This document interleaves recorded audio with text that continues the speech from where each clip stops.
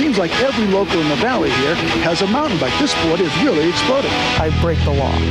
I ride a legal trip. And it's getting away from the cops, the cars, the concrete. The baka is the Chinese are down here. Skiers and snowboarders together on a run, you're looking for trouble. You know, they get on skis and they just think they can overcome the world. The more you around, the more you're going to find out. I like to think that death is out of the question. Their life starts at 40 miles an hour. You ride the chairlift for 2 or 3 weekends and you have to go like climb hills all week just to be even with God, you know?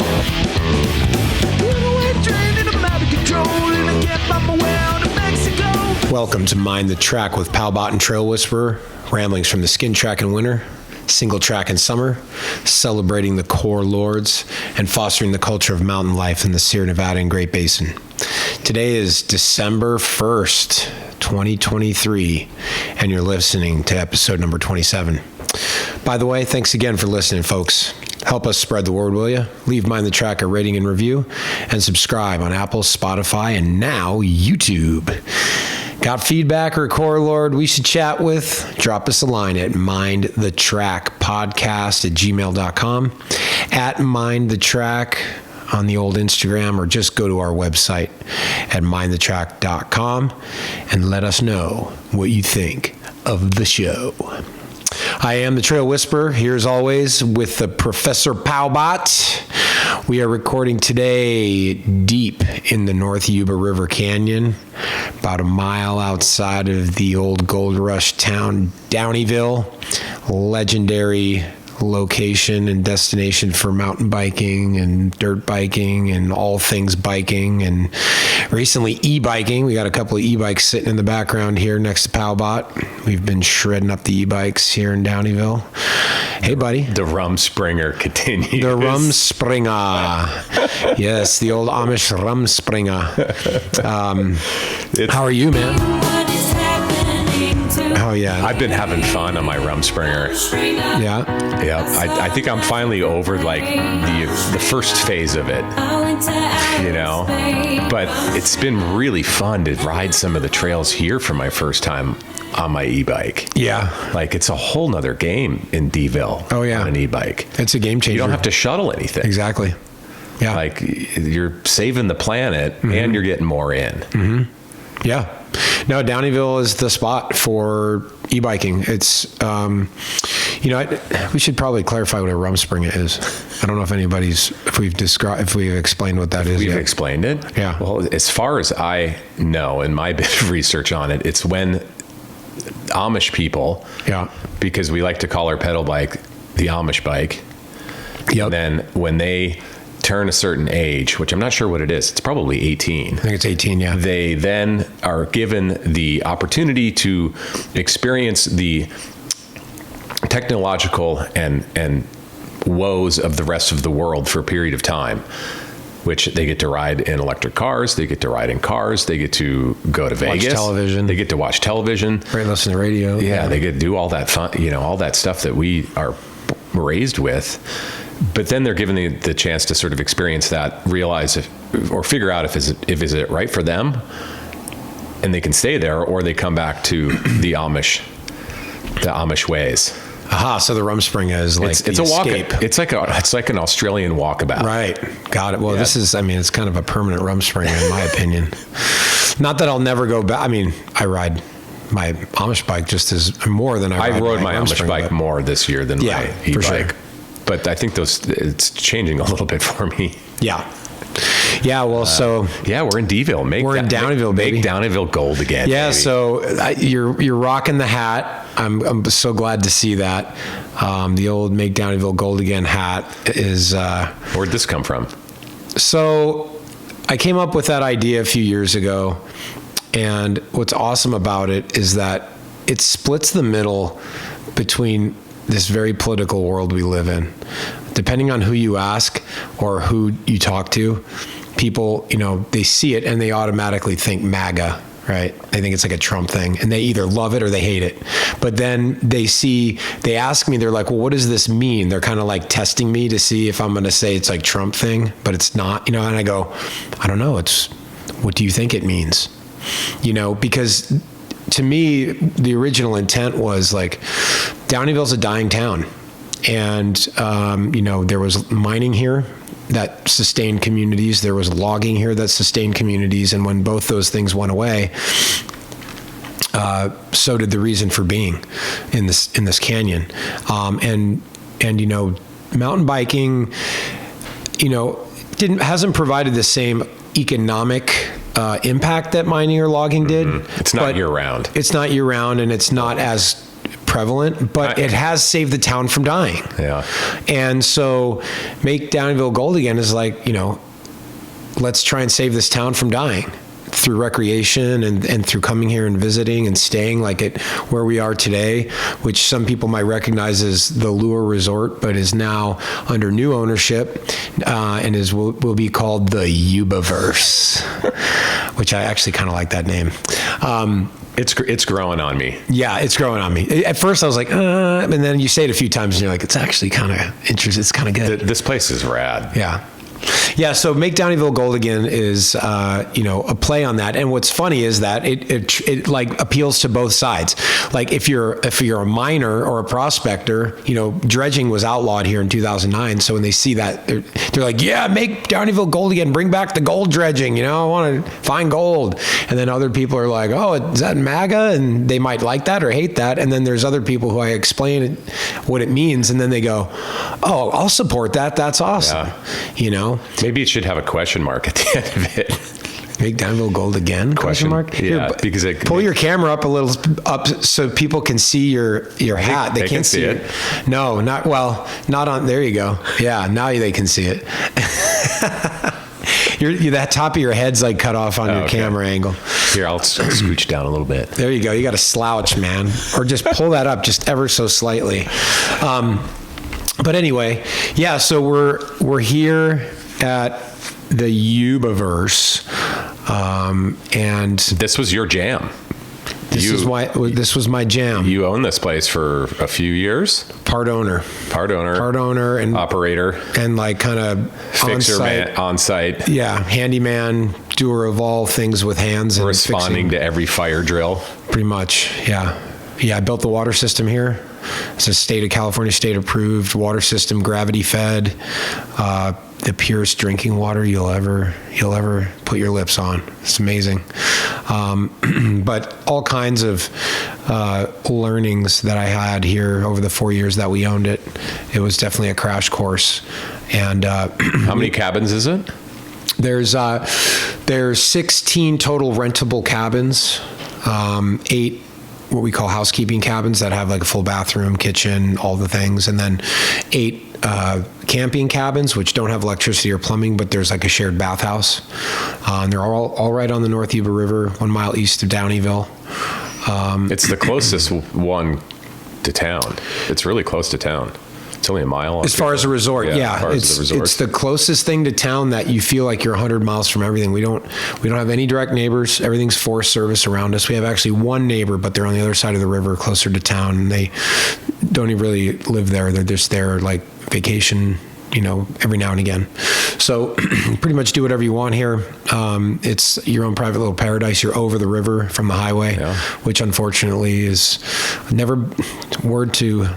advice to people: never buy a property that requires having a bridge over a river. It's problematic, especially when the bridge is undersized for your needs. But aside from that, yeah, it's a magical one-of-a-kind place. Like, this property is very one-of-a-kind. 70 acres on the North Yuba River. It has multiple springs. Cool. Produces water. It's at the source of all the water. And for our listeners, it's going to be back open to public next year. They are reopening. Yep. I mean, from what I understand, they're reopening right now. It's kind of a soft launch.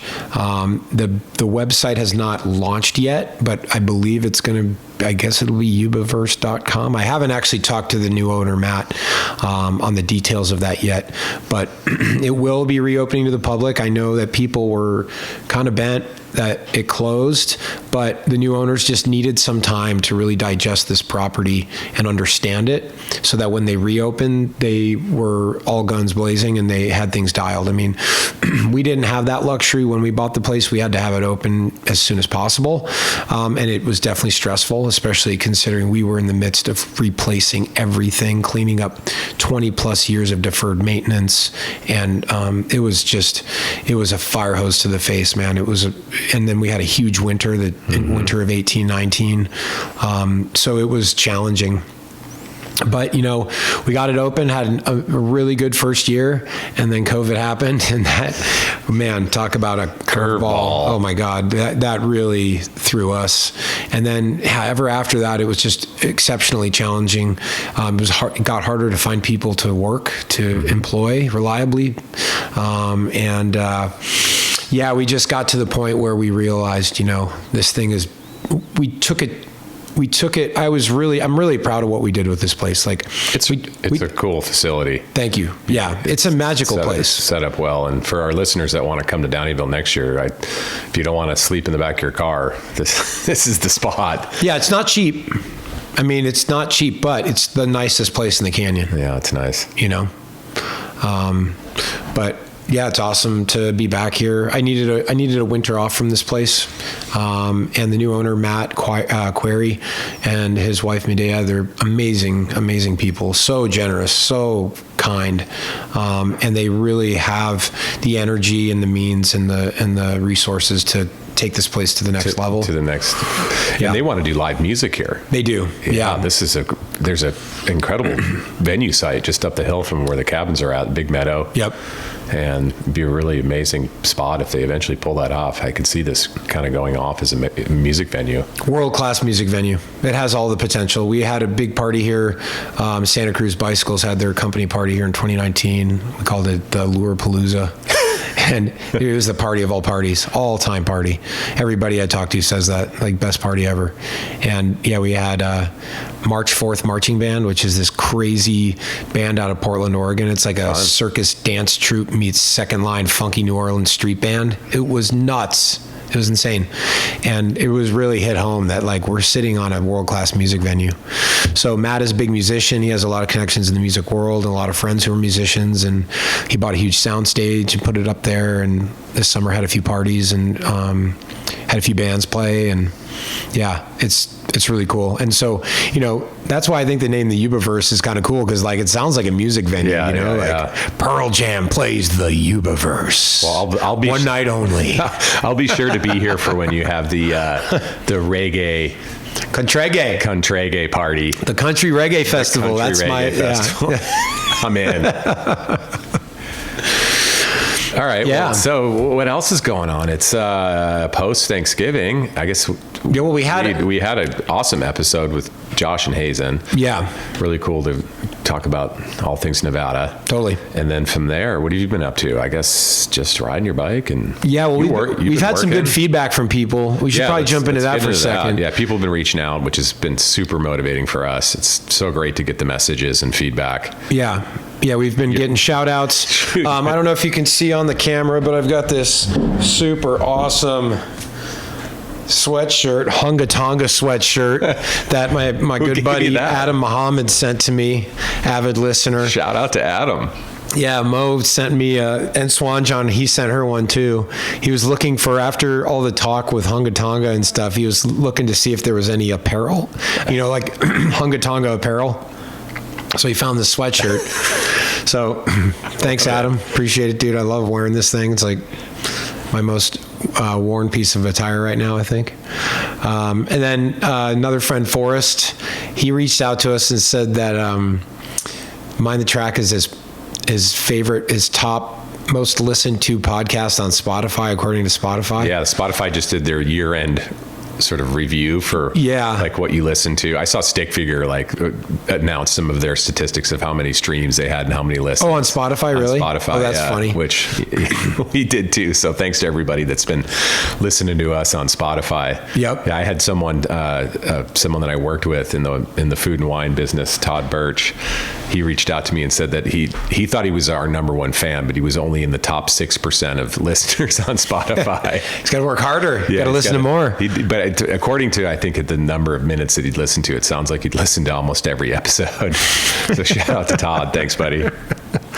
Yeah, and then you met a guy on the chairlift at Rose, Andreas. Yeah. Is that right? Yeah. Yep. He says he's been an avid listener. one of the opening days. I think that was opening day at Rose. I met Andreas in the lift, and he reached out and said he's been tuning in. So thanks. Yeah, that's great to have folks in the community tuning in and listen to what we're doing. It's helping us because we're doing. I mean, we're doing this for fun right now. So we are doing this for fun. It's keeping us motivated when we get people reaching out and helping us build the pod. So keep reaching out, keep sharing. And we're coming down towards the end of the year, and I think we're going to do kind of a year-end recap episode and talk about the whole year and how things went and what we're most happy about and what we want to try and accomplish next year. I think next year is going to be for us like trying to figure out a way to we spend a lot of time on this and we want to try and produce some revenue out of it and maybe like some apparel, make or break it, or some better, some more ads, but through, only through brands that we really like identify and connect with. We don't want to be the podcast that has 7 minutes of advertisements. And then the subscription model, like maybe, that old metaphor, like throw us a beer a month, like $5 a month, like to listen. Yeah, I've always wanted to have a QR code for people who put in the skin line. Yeah. Buy the skin line. Oh, yeah. The skin line QR code. Yeah, there you go. Do you like this skin line? Throw me a few bucks. Throw me a beer. Throw me a beer. I got up early for this. I got up early and I put in a lot of friggin' effort so you can have more fun than me. But yeah, so it's been great to get that feedback and it keeps us going. Yeah. So thanks, everybody. Thank you. Yeah. Yeah, so it's definitely been a lot of biking. Not much in the way of sliding on snow. It's been kind of high and dry around here. Not for us here in the old Sierras. Yeah, unfortunately. It's bubbling around us. Yeah, it's going huge up in the Pacific Northwest, right? Yeah. Are we ready? Can we get into the report? Should we jump into that right now? We should probably jump into the report because I hear Snoop Dogg. He's got some prior obligations today, so he needs to kind of get that one off. Scurry along here. Yeah. All right. Yeah. Yeah. Well, Snoop, we called Snoop yesterday, and he recorded his weekly message for us and gave us the rundown. Yep. All right. Yeah, so here, what's he got to say? This is the Snoop report for December 1st. For all you core lords out there, this is Snoop Dogg with the weekly Mime Z-Track Snow Sizzle My Dizzle Powderiffic Snow Report. Okay. It's about to get as wet as a ghetto cat playing in the gutter for the Pacific Northwest. A game-changing series of storms of drought-busting capacity is about to unleash on all areas and mountains of Oregon and Washington. Oh, dang. It will dump, and then it could flood. Uh-oh. Good news for the region is that it could keep going into the following week with colder storms. All other areas of the western mountainous zones also pick up fast snow amounts for a number of consecutive days. This is all great news for all you core lords, skiers, and snowboarders out there. This series of storms is about to build a great base for the rest of the season. It's a base Bad builder. news is that this shiznit is coming in upside down for all areas. Uh-oh. It starts cold with the first storms, then finishes warmer than the tailpipe on my pimp ride after cruising with my posse for power. Snoop Dogg does not like upside down storms. Me neither. So put your avalanche thinking cap on if you're out during this cycle as it warms. My snow sizzle call is that parts of Colorado, Idaho, and Utah will fare the best with the warm-ass temperatures with this storm series and finish the best. Yes, son. For Tahoe and Mammoth, you get the empty corner of my chronic bag with just a few seeds and stems and miss out on the party again. This shiznit is all bubbling around the Sierras. For all you core lords out there in the Sierras, you all better start praying for more than the white ribbon of death for Christmas because that's what Santa is gonna drop down your chimney. Till next report, get some. Get Get some. Thanks, Snoop. I mean, he just sums no it thanks up. for the bad news, but thanks for doing the report anyway. Snoop says the chase is on if you want to chase. I got to drive. Yeah, you got to drive to ski right now for us Tahoe folk and Mammoth Sierra folk. But Bummer. I've been happy just posted up here riding bikes all over California. Well, you mentioned something last night that was interesting, because I know that you're frothing to get out on the snow, but, you got back, you went for a Downieville ride yesterday on Fiddle and Brown Bear, and I was here working. I'm installing hot water heaters and I need some tankless heaters, and I needed to get some work done, so I had to sit that one out. But you got back and you were like, man, I'm not angry about the fact I'm not skiing right now because, consistent with the trend, we had the best winter ever, followed by the best spring ever, followed by the shortest, best summer ever, and followed by the longest, best fall ever. I mean, we're still technically in fall. Yeah. And the conditions for mountain biking have never been better. Yeah.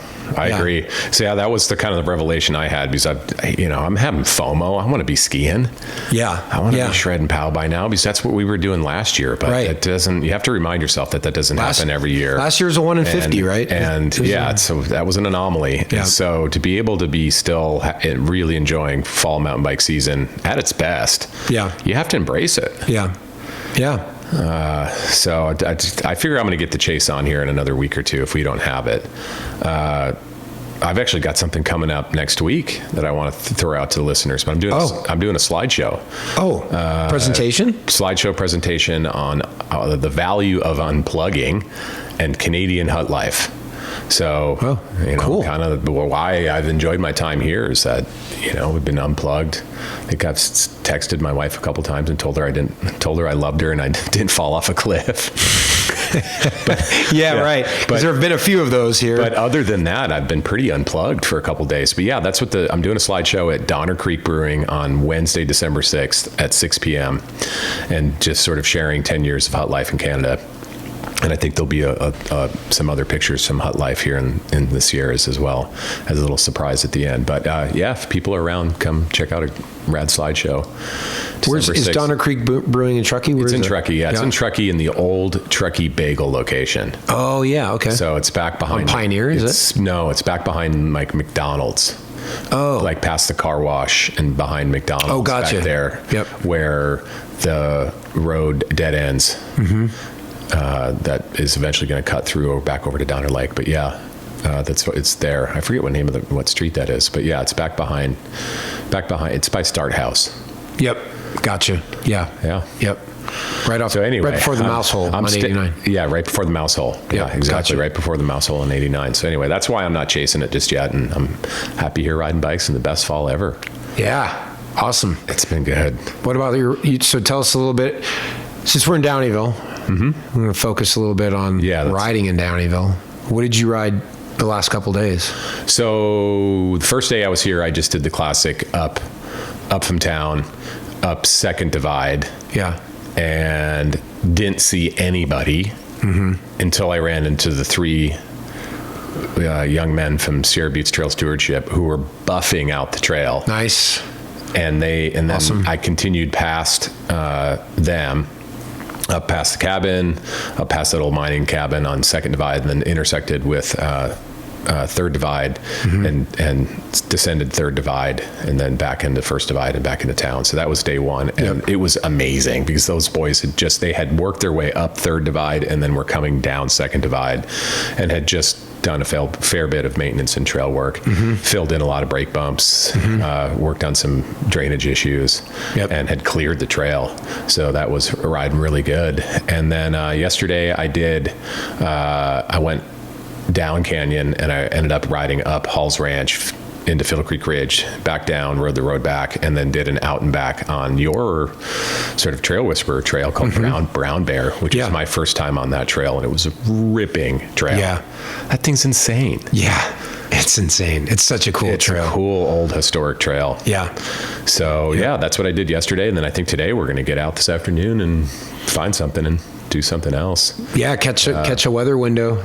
So that was kind of that was my adventure the last couple of days, and it's been ripping good. It's been an incredible week of mountain biking for me. Actually, before coming up here, I ended up going down to the coast over the weekend, and I chased that big swell that hit the coast on Saturday, Sunday. I actually how big was it? Down Friday, Saturday. I went down Saturday night. So, well, how big was it? Ocean Beach was as big and good as it gets, but I was kind of tucked away in a little place that was more manageable up on the Sonoma Coast, and surfed for 2 mornings, and then had dual sport days and rode to Annadel Park in the afternoons. And the second afternoon, I got the tour. I got the big old tour from Scott Nickel from Ibis and from Duncan, who we had on the pod. Yep. Those guys gave me the full 30-mile tour of Annandale. Nice. And just, it's so rad when you have someone give you a tour. That's the best way, spot. man. Like, instead of just looking at your phone and stumbling around and being like, where am I? And looking at trail forks, like if you can actually find someone that you know and be like, hey, follow me. Totally. It just makes all the difference in the world. So shout out to Scott and Duncan for showing me around, and to Storm, who I was hanging out with as well. He showed me around Annandale my first day there. But yeah, just had a ripping weekend down on the coast, enjoying fall. That's great. Yeah, that's the best way to ride, man. Like anytime I go to a different place that I don't know the trails, I'll look into my Rolodex of friends to figure out if anybody lives there, if anybody knows somebody who lives there. And it might be a complete stranger, but just reach out to them and be like, hey, I'm in town, I'd like to ride. Do you want to go for a ride and just show me what you got? And people love to show you their trails. Yeah. Like that's their favorite thing. That's one of my favorite things, is to show people the backyard trails. And so it's the best way to ride a place, because you don't have to think about anything. You just follow the person. Yep. And they give you the tour. And I love that aspect of the bike community. It's not like surfing or, like get off my wave, bro, or don't talk about the spot. Yeah, there's none of that. And I mean, there's sort of that with some illegal trail stuff, but I mean, something like with something like Annandale, Scott, he said, I asked him how long he'd been riding there, and he said 42 years. Yeah. He'd been riding Annandale Park for 42 years. That's almost as long as I've been alive. Me too. Scott's a legend, man. He's a legend. So to get to follow him around that place was super fun. Yep. And then Duncan's pointing out all these, little vineyards and things that we can see along the other ridge lines, and it was a cool experience. Yeah. So I love that when you can get the tour. Like, I want to get back down there and ride with them and do the Oat Hill Mine. Mm-hmm. They were talking that one up. That's legend. They were talking that right up. They actually diverted. They were they were trying to get Storm and I to go over to that zone in Napa to ride with them, but it wasn't. We didn't have enough time with trying to surf in the morning. Yeah, but the surf was macking. Was it? Oh, that did you get? Did you get housed? I did not. I didn't get barreled, but I caught a few waves. Nice. It had been like a year since I surfed, so it was. I mean, was it pounding enough that it was hard to paddle out? It was pretty big. Yeah, it was pretty big. Do you feel like when you go out there, like is your chest sore the next day, and your arms and shoulders and neck and all just, especially since I don't surf that much. Exactly. It helps when you're in a really thick wetsuit. Yeah. So thick wetsuits help with that one. Yeah. Advil, vitamin I helps with that one. Ibuprofen and ice. But yeah, you get a little sore if you have. That's why it's just, surfing's one of those things where it seems like you almost have to do it for like 2 weeks straight, and then you're kind of in the groove. Yeah. It's hard to just come into big waves blind. Yeah. Even in warm water. But anyway, weather-wise, since we had the Snoop report, one thing that I walked away from on that trip was the reason why everything's bubbling around us, but the water temps off, even north of San Francisco, the water temps are in the mid to high 50s. That's pretty good. Which is 8 degrees warmer than it should be. Yeah. And I could verify that because I just stuck my toes in the water for 2 days down there last weekend, and it was warm. Air temps were cold, but the water temp was pushing 60 degrees, and it should be 52, 51, 52, 53, 54 down there right now. So I think that has something to do with the high pressure dome. Everything's just bouncing off the bubble of high pressure. Those underwater temps, man. Like BA was talking about it. It's not surface water temperature that's the issue. It's deep sea water temperature that's super warm. And it goes back to the old Hunga Tonga. Like what warms the ocean under the sea? Like deep down. Don't you have a friend who's in like in climatology or something like that. He's a hydrologist. Or hydrologist. Oh, he's an underwater hydrologist. And wasn't he at a conference? Yeah, he was at a conference recently in Europe, and he said that there was a big expose and a big discussion about Hunga Tonga. Yeah. They're talking about it then. In the scientific world, they are, yes. Yeah. Yeah, because they're picking it apart. But, I don't think people want to admit that there are these other variables that are affecting global warming. Yeah. Yeah. Well, and this is loosely related, but kind of off topic. But here in the state of California in 2024, they're going to outlaw the sale of all new lawnmowers, leaf blowers, string trimmers, anything that's gas powered that's like lawn and garden, gone. You can't buy it. And two-stroke dirt bikes. No more two-stroke dirt bikes. Yep. So you told me about that last night. Mm-hmm. It means though people can just still go to Nevada and go buy it and then bring it back. Oh yeah. But my buddy Ben is shipping me right now. He needed to buy a gas can for his truck. He can't even buy the gas can in California because it's not CARB approved, some archaic standards. So he has to have it shipped to my house in Nevada so that he can come get it and take it home. It's crazy. Yeah, and it's all in the guise of like cleaner air quality, and I get that, but the problem is with this kind of stuff is that it creates these unintended consequences. Now, and you're going to face this, because you've got a new gig coming up next year. Now that you're done with the restaurant biz, you're going to be working in the landscape biz. It's going to get a lot harder and more expensive to acquire equipment to do. I was listening to this like podcast episode about this new development, and they interviewed lawn and garden business owners, and they're talking about how like with their gas powered equipment they can service a property 8 properties a day, and with their equipment, and if they run out of fuel they just refill and keep going.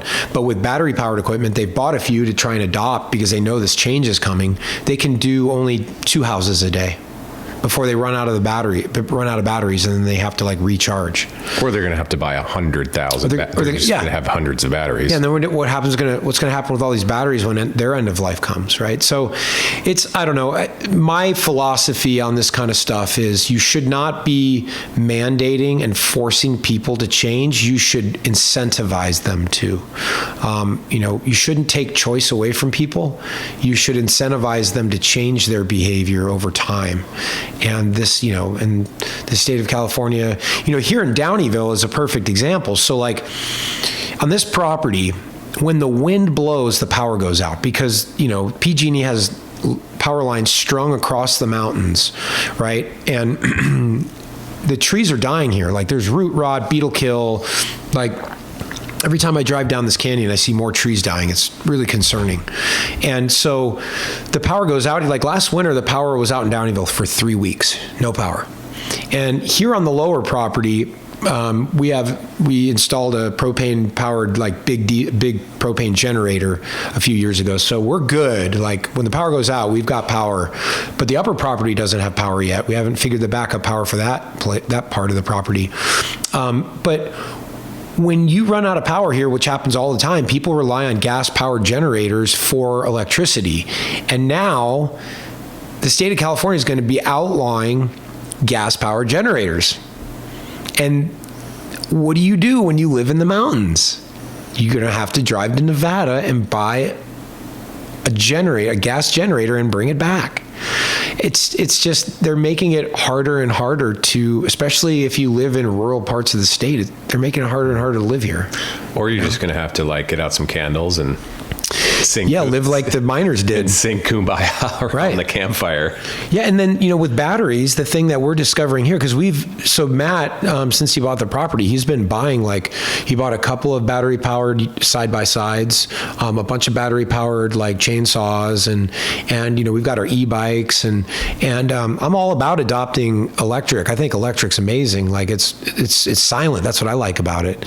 But the problem in this canyon is it's so cold here that batteries get zapped by the cold. So if you leave your whatever, your electric powered whatever, off the battery tender for even a few days, and you leave and you come back and you go to use it, it doesn't work.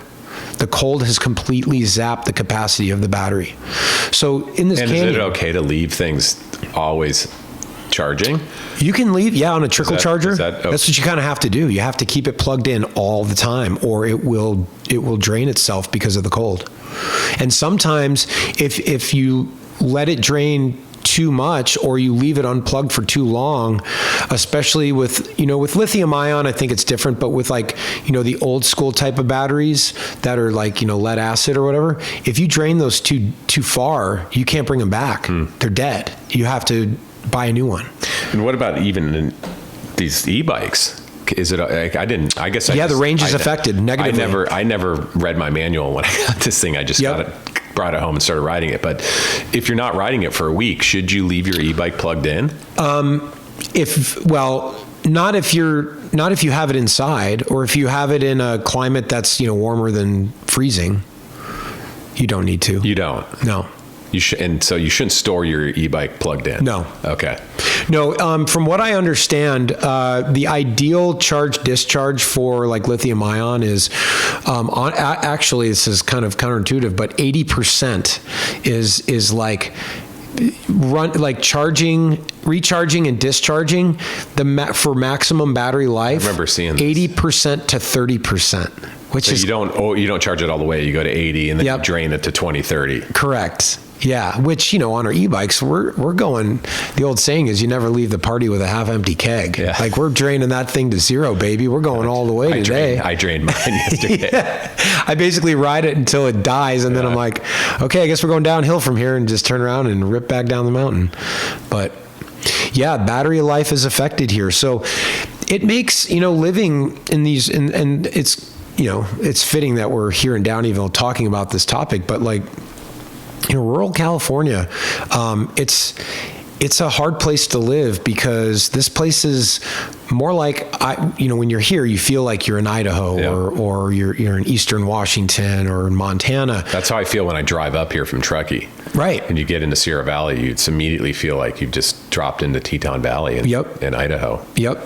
And so it has that feel, and it has that remoteness and ruggedness and coldness, and but that now on top of that, you're subject to the rules and regulations, some of which are pretty draconian in the state of California, where a lot of this policy has been created and kind of modeled for urban areas like Sacramento and the Bay Area and Los Angeles. And it just doesn't fit. This one size fits all solution to a problem doesn't fit living in these mountains.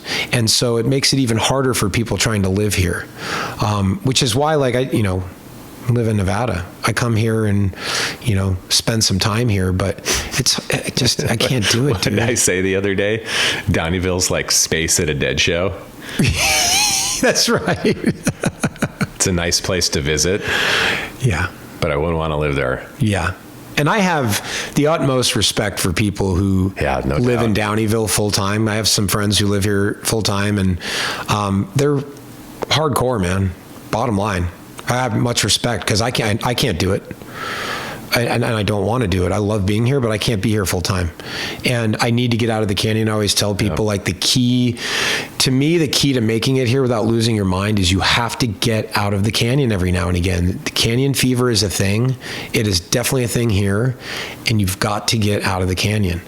And so, having Verdi, I spent 4 years bouncing between Verdi and Downieville, and it was a good balance. And I need that. I couldn't be full time here, and I just know myself. I'm not hardcore enough, man. I'm okay with that. A man's got to know his limitations. You're a soft core. I'm soft. Yeah, I know. I'm soft core, man. That's fine. I admit it. Soft core.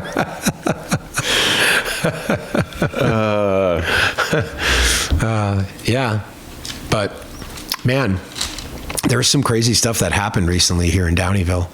Oh yeah, let's talk about that. Oh my God, I wasn't sure you were going to get into it, but yeah, what we have to. what a good. What a wild story. It really tells you how raw this place is. Yeah, it's so. I told you that when I pulled up here, and you and your buddy Ken were out ripping dirt bikes, and so the new property manager came and let me into the cabin, and we were chit-chatting. Alex and Dom. Yeah, they're great couple from Colorado. Yep. And so I asked her, I was like, yeah, so did you hear about the lady that got eaten by the bear inside of her house? And she's just like, we don't talk about that here. Yeah. We don't tell our guests about that. And I was like, oh, come on. This is such a good story. I'm surprised it didn't make like AP news. I thought that was going to make national news. I really did. But the way the Sierra County Sheriff's Office, their press release, the headline, it made it sound like a bear ate a woman alive in her house. Cocaine bear, loose. Like cocaine bear was in Downieville. Loose in Downieville. But it ended up that this poor woman died in her house, and the bear smelled her, and nobody had, like, for a day or more had found her, and it was probably about a week. It probably was a couple days. It was more than a day. Yeah. And the bear broke in and did its thing and had dinner. Yeah. So that was, it's sad. It's tragic, but it's a reminder, like, this place is raw, man. Yeah, it's raw. It's raw AF. Yeah, and the bear thing here in Downieville is another issue. Like, and again, it goes back to the state of California. Like we've had problem bears on this property for years. Totaling cars, literally, like getting into people's cars, and then the door closes behind the bear, and the bear accidentally hits the lock button on the door, and then just goes berserk inside the car and destroys it, and you have to total the car. This happened here on the property more than one time. And I called a game warden with Fish and Wildlife, and he came out here. Super nice guy. His name's Zeke. He looks like The Rock, dude. This guy was jacked, like 6'2", 230, shaved head, freaking huge shoulders and neck, like wearing a bulletproof vest, all his gear and stuff. And, I was like, I told him the situation. He's like, I'm going to come to your property and we'll talk. I'm like, oh, okay. And you guys had a bear in a car? Oh, we had bears. We have bears everywhere. We have bears in cabins. Like, people are sleeping in the bedroom. The bear, like, opens the sliding screen door and comes in and gets in the refrigerator while someone's in the house. So, the game warden came out, and he came out at like 9 o'clock at night. And I'm like, you don't need to come out here at 9 o'clock at night. He's like, no, that's when I work.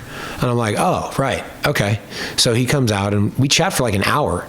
And he basically just like talked to me about how he has completely lost the ability to neutralize bears, and that the state won't let him neutralize a bear without a depredation permit anymore. And a lot of it has to do with just like, like these private interest groups that are all about preserving animals. And it's like, we have a overpopulation problem in this canyon. Bears outnumber humans 100 to 1 here.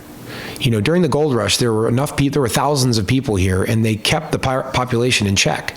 But now there's nobody to keep bears in check population-wise, and they're multiplying and they're everywhere. And they're getting into people's homes. They're creating situations.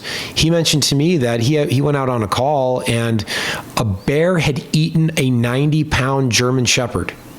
He's like, I've never seen that before. It's the first time I've ever experienced that. And it's like, what's next? A kid? Like, there's got to be a lady that passed away in her house. Yeah.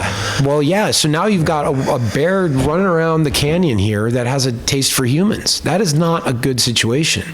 And I don't know if there's anything being done about it. I mean, they had a problem bear in Downieville this summer, and they set up a trap, like a big cage trap, and they trapped it and they relocated it. But relocation only moves the problem to somebody else's backyard. There's got to be, and this game warden, he got called into the head offices because they were looking at his numbers like years ago, and they're like, you're neutralizing like 30 to 50 bears a month. That number is concerningly high. And he says, I don't think you guys understand how bad the problem is. Like, I'm getting multiple calls a day for this kind of stuff. That's a lot. And nobody's doing anything about it. How many bears do you think actually live within thousands? 50 square miles of Downieville? Thousands. Easily thousands. And what's the population of town? 200. Yeah, you're right. There's more bears. Than Way people more. here. More bears than people Way more. here. Every time I go on a ride, I see evidence of bears. They're everywhere. Yeah, that's the only. So after I saw the Sierra Buttes Trail Stewardship guys the other day, I saw some bear scat, and that was the only other sign of anything that I saw. Yep. They're exceptionally smart animals. And they can get into, it's amazing what they can get into. And it's amazing how powerful they are. It's scary powerful. They're scary powerful, man. You're making me think I need to have some bear spray on me when I ride here. No, they generally don't want to have anything to do with you. Really So my buddy Skylar, he's a big hunter. Except for the cocaine bear. Well, yeah, I mean, right. Like that's a good question. They're becoming less and less afraid of humans. And so people always talk about like, oh, what do you do about like, mountain lions and bears? And so like, people seem to be more scared of mountain lions than they are of bears. But my buddy Skylar, who's a big hunter, said you actually should be more concerned with bears than mountain lions because mountain lions have thin skin. They don't want to get in a fight unless they know they can win because they don't want to get maimed or injured and then die. Bears have 3 inches of fat on them. They can take a hit. They can take a bullet. They're like a Mack truck.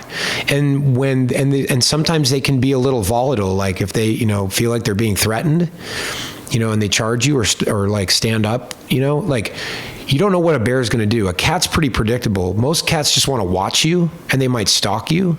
But unless you act like prey, they're not going to treat you like prey. Bears are more unpredictable. So you have to be more heads up about being around bears for sure. Yeah. So, yeah, they're still around. And the only way you can take care of it now is with a depredation permit. You hunt them. So we have I'm calling all my hunting friends like, hey, you want to hunt? You got a bear tag? Come on over. Camp out of the property. Take out this bear. We need help. Car just got totaled. Bear's supposedly good eating. It is. Marco Osborne bagged a bear a couple winters ago, and I think we talked about it on the pod, and he had like bear nuggets and bear meat and bear sausage, and yeah, it's good. It's good. Totally. Not trash bears, though. You don't want to catch the bears that you want a wild one. Filing through your dumpster. You want the wild ones that are eating nuts and berries and stuff. It's a touchy subject, man. Like, it's in Tahoe. It's such a touchy thing because we have so many problem bears, but the Bear League is super active. Rightfully so. You don't want people doing bad things to bears that shouldn't be done, but you also have to manage them. That's a tough one. There has to be more population control in the state, and this has to be dealt with in a way that's provides more of a solution than it currently does. And I'm a lover of animals, but I don't hunt. I don't have a gun. I don't hunt. I don't like to kill animals. It's not my thing. But when an animal is creating a safety issue or threatening the safety of a human in their own home or on their own property, that's when I'm like, you know what, this needs to be dealt with. And there's a ripple effect. I remember hearing about some people on the west shore of Tahoe a number of years ago started using bear boards. Do you ever hear about this? No. So to combat bears breaking into homes, I mean, this makes sense, but you can see where there's a trickle effect with it. But they take pieces of plywood at the entry points, whether it's a window or a door, and then they countersink nails. Ooh, so it's like a spike board. It's a spike board, and you put them down in front of all the entryways into the home, and it keeps bears from breaking into the house, which works until there's a fire. And then the fire department shows up. And steps on them. And there's a foot of snow, and they're trying to save this home, and they run up to the house, and then they walk onto a bear board. Is that what happened? Oh yeah. Oh God. Yeah. So they had to sort of say, oh, hey, hold on a minute, like you can't use bear boards in Tahoe anymore because there's other people that are going to come up to the home, especially emergency personnel. So they had to ban them. But yeah, those things worked. Yeah, and then they have the electric lines over the windows and stuff. But the thing is, you set up all these booby traps to keep bears out, but then inadvertently, and it's inevitable, someone is going to fall victim of the booby trap. Someone not familiar with the property, or somebody who just forgets, or a kid. Yeah, the bear thing is real. My mom's dog was swiped by a bear. Oh, really? Yeah, opened up his innards. Oh man. They had a little bit of a bad bear interaction. Oops. They ended up being all right. Where was that? In Tahoe, in Incline. Yeah, there. But you know, I always say the bears were here first. Like respect them, respect that they were here first, and just be smart about it. Yeah, I mean the biggest thing that everyone can do in Tahoe is just be really mindful about your trash and your recycling. Mind the trash. And mind the trash. Like that's, you know, I had it in college. Lock it down. You got to lock it down. I had college roommates in Colorado that didn't understand the concept of minding the trash until then. We had bear problems for a little bit, and then they figured it out. Yeah. So I mean, the main things is you don't put your trash out until trash day, unless you have a bear box. Yep. And just manage it that way. And that really is the one thing that people can really do to help. Yeah. And keep the bears out of the neighborhoods, keep them out of trouble, keep them eating normal things. Yep. And not coming into town. And we just, you know, people think it's cute when they show up. It's cute until they break into your house, raid your refrigerator, and take a giant shit in your living room. Then they're not that cute. Or they get stuck. Or, like you said, I had a friend who had a bear get stuck in her brand new. She'd just finished paying off her Subaru. It was like a year or two old, but she'd paid it off finally. It was like the first week she'd paid it off. Yeah. And a bear got inside, locked the doors, got stuck inside, was inside overnight, and just totaled the car. Yeah. Yeah. They eat the interiors out of these vehicles because there's now all these new cars. They're all green, made with recycled green products and stuff, and it's soy coated leather, soy coated wiring harnesses. There was this truck. This is a great Downieville story. There was this kid who borrowed his dad's F350 or F250 King Ranch, like diesel quad cab, like $75,000 truck, right? And goes hunting, and ends up doing the thing that a lot of people end up doing when they're out like above Downieville, and ends up going down Rattlesnake, this trail that starts as a 2-track, a Jeep trail, but it goes down this impossibly steep descent, like huge water bars, scree fields of rock, rutted out, cross slope, like super gnarly, right? And he starts driving down this thing thinking that it's a trail you could drive to Downieville, because on the map it says it goes, but it dead ends in a canyon, and then a single track Rattlesnake Trail continues as a single track. So it's a trap. We call it the Rattlesnake Pit. And this guy drives this $75,000 Ford. He's a kid, and it's his uncle's truck, and he gets it stuck down there all winter long, and he had to abandon it. And so the next spring we go down there, and the bears just went to town on this thing, broke into it, and ate the interior out of it. All the leather seats, like the dash, everything, just ate it all. And then, the Forest Service, they had left the registration and the license plates on the car, so they knew whose vehicle it was. And then the Forest Service contacted the owner, was in maybe Reno, and was like, hey, you got to get this thing out of here, or it's an abandoned vehicle and it's going to cost you, like $10,000 or something like that. And so the guy had to hire, I think it might have been Siller Brothers or Robinson. Scott Kessler's buddy that does rescues? No, they actually hired a logging company because it was so deep, and it was a stock truck, right? So it had like street tires on it and running boards, and like there was no way in hell this thing was going to make it out. And so they had to basically walk in a skidder, like a dozer, all the way from like Calida mile. It took a full day to walk it in and a full day to walk it out, and then go get the truck. So I think the rescue bill ended up being like $15,000 to get this truck out of the canyon, which was not totaled, but damn near close to total. It was funny. We did a mountain bike ride one spring, and I wanted to show everybody the truck. So we rode. We did this lap. We climbed Saddleback, went to the lookout, and then descended Rattlesnake. And, showed up at the truck, and we're like checking out the truck and hanging out on the truck. And this one guy, he was like, well, why don't they just bring a lift kit with like mud terrain tires down here and just install the lift kit on it, and then they can drive it out? I was like, that's not a bad idea, actually. 4x it out. You just lift it and put 35s on it, and then you can drive it out. Well, not after the interior was eaten by Cocaine Bear. I mean, you could have driven it. You could have Really? driven. Yeah, I mean, it was eaten, but it wasn't like you couldn't sit on the seat. It was just shredded, you know. Oh man. Well, speaking of cars off the side of the road. Oh yeah, that's right. PowBot made Jerry of the Day. Oh God, that was like. That's a life of gold, Oh dude. man, I woke up that morning and I was like, "Hey, honey, life goals." And she's like, "What?"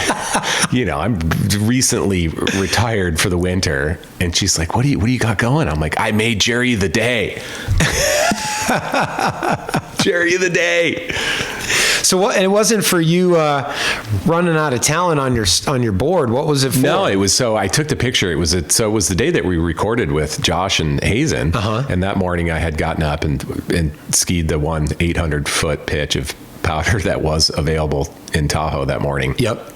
And then I went to Rose after and did some groomers and ended up in the Timbers, which is the little local bar there at Mount Rose Ski Resort. Yep. And had a beer and was chatting with some old friends. And someone had told me, you got to go look at this, car that had gone off the end of the parking lot. The story is that the night prior, someone had pulled up into the parking lot and it was snowing. And so they had gotten out of their car to document the new snowfall. And I don't quite know if I believe that the story at the resort that day was that the person had been taking a selfie, but whatever. They were just out of their car taking a picture, and they didn't put their car in park, and so it's brand new, like 67, like you said, $75,000 Ford. This was like probably a $60,000 brand new 4Runner beautiful TRD TRD Pro with all of the overlanding stuff. It didn't have the shovel, and it didn't have the Max Tracks. Yeah, it didn't have the mast, but it had like the rack and the ladder, yeah, and a bunch of other fancy stuff, but it had gone off the side of the parking lot and then was between the parking lot and Mount Rose Highway with a front row seat it's looking right at the chutes and at the resort. So I went over and snapped a quick photo of it and put it on my Instagram stories, and I had referenced something about paid parking because it was the same week. I think it was 2 or 3 days post Vail Resorts announcing the fact that they were going to start charging for parking at the resorts in Tahoe. Yeah. After they sold all their passes. Yep. So, hey, buy an Epic Pass. And, oh, by the way, we now have a new parking plan. So I think there's a lawsuit in the works on that one. But anyway, I had taken this picture, put it on my story, and had tagged Jerry the Day and said something about paid parking. And then he reached out to me and asked if he could use the photo. That's awesome. And that was exactly what his paid parking. Yeah, he said something about paid parking. But yeah, I was like, I've been trying for years. I've been trying for at least 10 years to get something on Jerry the Day. And I finally did. That's a good one, too. It was a good one. And I like some of my favorite comments were all about the fact that it was an overlanding car. And then someone, I can't remember who it was, but someone said something about how we must protect Rose at all costs. And that one resonated with me because I love that ski resort. And I feel that way. Like keep the mega passes out of Rose. Keep it Rose. Yeah. Don't have paid parking. Don't Palisades my Rose, bro. Yeah, don't Palisades my Rose. So yeah, that was fun. That was a fun one last week. That was the last skiing I've done, and then it's just been bike time since. But yeah, Jerry the Day. Shout out to Jerry the Day. Thanks for posting the photos. I'll keep them coming.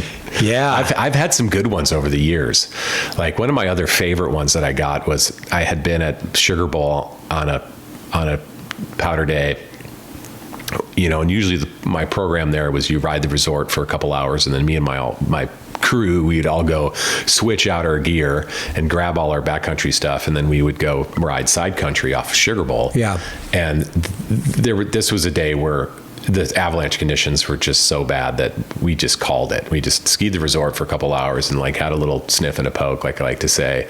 And we're like, yeah, no, it's like, we're not even going there. And so I was in the bar at Sugar Bowl having my first beer in the afternoon, and I'm standing there, and this crew of guys come down with all brand new backcountry equipment, like brand new Jones split board, brand new this, brand new that. And he had his avalanche airbag on, and he like bent over to like unbuckle his bindings in front of the bar, and had accidentally pulled his airbag. And I'm sitting there and I'm filming, and as soon as I see it go off, like I take out my phone and I start filming it. And the best part about the video is the commentary is someone's all like, what's going on? And I'm all like, you ever seen Jerry the Day? I was like, we got one going on right here. Was that before Jerry the Day existed on? No, it was going. Did they post it? Did you send it to him? No, because it was back in the day when there wasn't Instagram stories. So like, I think I had messaged him on it, but I didn't. I think it was back in the day where you almost had to email him the video, and the exchange wasn't kind of as easy. I don't know, maybe I should still send it to him. But anyway, the funniest part about it then is this guy's out front of the resort with all his brand new backcountry stuff, and then him and his friends are trying to figure out how to put the airbag back in the bag. That's awesome.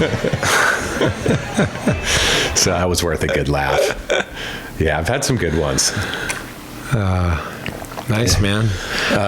Yeah, what else you got going on, man? Thanksgiving, what'd you do for Thanksgiving? Do you believe in Thanksgiving? Do you do the full, like... Do you believe that the Pilgrims landed and sail in I mean, we've kind of Massachusetts? We've gotten away from all that. Like when we grew up with Thanksgiving, that's what it was all about. It was about the Indians and the Pilgrims and like honoring that history, and somehow or another it's now we all call it Turkey Day, and it's just about a bird. Yeah, I don't know. I mean, I don't know if it has something to do with the fact that like there's just been so much sensitivity around like Native American, the trajectory of Native Americans in North America, or so we just don't talk about it now. I don't know. I don't know. I don't think. Not thankfully. I just sort of thankfully I don't have kids, so I don't know what kids are doing at school. Like when I was a kid, we made pilgrim hats. Yeah, and, like you were either the pilgrim or you were the Indian. Exactly. And you had a little play, and that's the way it was all about learning about that time. And I mean, we're old, dude, and some younger people listening to this are probably like, these guys are so old, they don't even know we don't do that anymore. But somebody should tell these guys. My question is why, though? I mean, well, don't ask that because you might get canceled, dude. Okay. I don't know. I just know everyone's hypersensitive about everything these days, so I don't ask. If somebody says you shouldn't say that, I'm like, okay, I won't say that. All right. Well, anyway, Thanksgiving. It's just about being thankful for being alive on this planet, in this world, getting to do awesome stuff every day with awesome people. That's always been my tradition. I always go for a ski or a bike ride on Thanksgiving Day. Well, I've always I participated in a Thanksgiving Day ride in the Bay Area when I lived there ages ago, and it's now like this one in Los Gatos. It's like 1,000 people. What's it called? It's just Turkey Day ride. And like 1,000 people show up now. Wow. And that was started by my buddies Mike and Bob in the early 1990s, and there were like 10 people, and now it's like a phenomenon. And then when I moved to San Diego, a group of friends and I started a new tradition down there and had a Turkey Day ride, and it started with like 10 people, and now I think they're like between 50 and 100 people a year doing it every year. They've kept it going. And then last year, my neighbor James in Verdi and I had a couple friends, and we went on a Turkey Day ride, e-bike send, Turkey Day ride. Turkey. Yeah. And then this year we had a bigger Turkey Day ride in Verdi, and you got to join in, and there were like 16 of us. It was Core Lord City, dude. I rolled up into that one and was like, what am I getting myself into? There were some Core Lords there. Yeah, it was pretty sweet. David, Steve Wentz, John and Jess. Yeah, John Morrison and Jessica were there. I rolled up on that one. I was like, oh God. Yep. Yeah, there were some badasses there. That was pretty cool. Jen Mader and Jimmy McHugh and a whole bunch of badasses. And it was amazing conditions. Like to have a group ride that big, it's nice when you don't have any dust. Yep. And it was just full brownie batter. It was freaking cold too. Yeah, it was freaking cold, but really good conditions. So yeah, I did that ride and then went home, and Swan John, she cooked an amazing meal. Cool. She loves to cook, so we kind of just kept it mellow and yeah. So no turkey, no cranberry. No, she made no cranberry sauce. She made a variation. She made a chicken pot pie like the filling, and then put biscuits on top. It was freaking good, dude. And then she made cranberry sauce because it goes with biscuit pot pie. It was biscuits, yeah, and like the pot pie filling in a like a casserole with biscuits on top. It was excellent. That sounds good. I went back to Incline and had dinner with mom and dad and my wife, and we did a seafood Thanksgiving.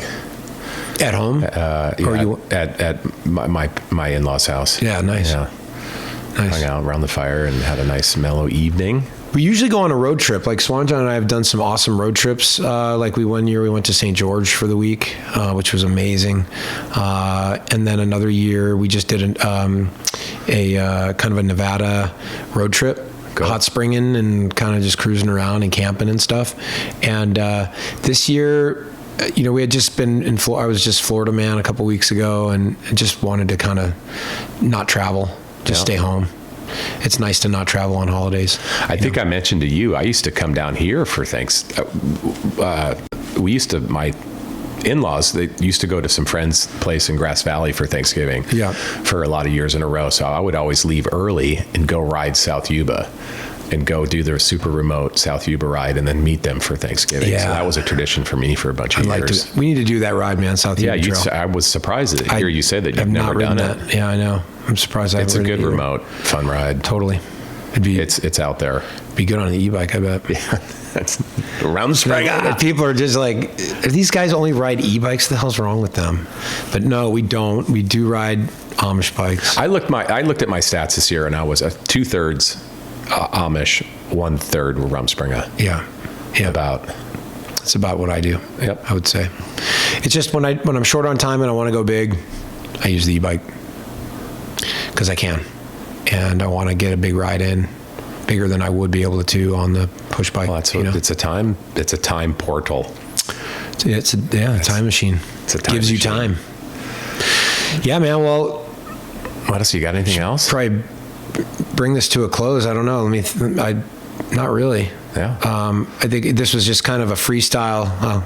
Like most just of our episodes. Good little catch up. I like how we got on the topic of bears. That was unexpected. I did not have that on the agenda. I wasn't sure you were cool about talking about the cocaine bear. I don't know. There's a bear running around Downieville that now has a taste for liver. It's like, Sierra County Sheriff's Office put out the press release, so it's public information. It's not like you can't talk about it. I'm sure I'll get it'll be interesting to hear what my buddy Evan Ames has to say, because he lives here in town and he listens to us every episode. He's probably gonna be like, "What the hell, dude? Don't talk about that." Don't talk about first rule of cocaine bears. Don't talk about cocaine bear. But it's hard not to talk about that. Let's go get a ride in. Let's go shred some brown pow. We're looking out the window here, and I think we're gonna have a weather window to get out and take the Rumspringas on the old rip. Yeah, cool. Down Canyon. Well, it's good to catch up, and keep your fingers crossed so that we can get on some snow here at some point. It's December. Yeah, before you know it, we're going to be playing the Vivaldi in 3 weeks from today. Mm-hmm. It is technically the winter solstice. Yeah. So hopefully by then. Yep. I think then that's like the long range forecast is looking like it's maybe that last or third week of December we could maybe start seeing some natural snow again. So yeah, hopefully that happens. In the meantime, I'm just gonna ride my bike and do trail work because we can. And remind people about your your little presentation. Slideshow, Canadian Hut Life, December 6th, Wednesday at Downer Creek Brewing. What time? 6 p.m. 6 p.m. It is Swan John's birthday. I am going to leave it to her to make the decision. We may be there. Okay. We may not, but I will let you know. But yeah, I recommend everybody else We'll see Go you see there. PowBot in person. We'll see you there. All right, everyone. Well, thanks for listening to episode number 27 of Mind the Track here in Downieville, California.